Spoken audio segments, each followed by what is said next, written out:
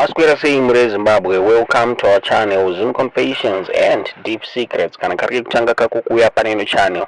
Please don't forget to subscribe. Kana chingwa garoka subscriber. Don't forget to comment and share this video. NaSB Zimbabwe takuigira inyaya yaunzwa na Mutami ndofunga tongomzi yatese akambonetsa ninye kudanana nema politicians uya akambodanana na Temba Mliswa.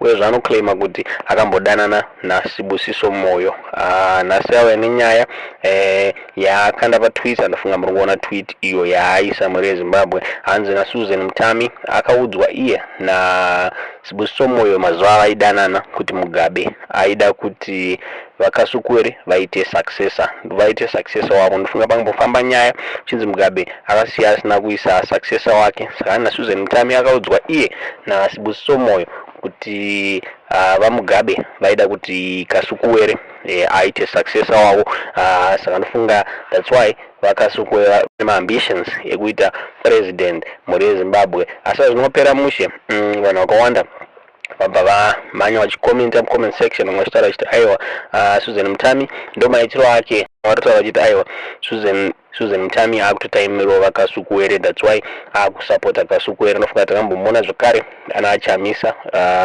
achisupporta chamisa makore apfuura ayo Mure Zimbabwe ndonyaya tatakuigirai muzuva ranhasi tudze zvamuri kufunga pamusoro penyaya yekuti chingava chiri chokwadi here kuti Mugabe vaida kuti Kasukuwere aite successor wenyika iyi kana kuti tudze zvamuri kufunga pamusoro penyaya mu comment section.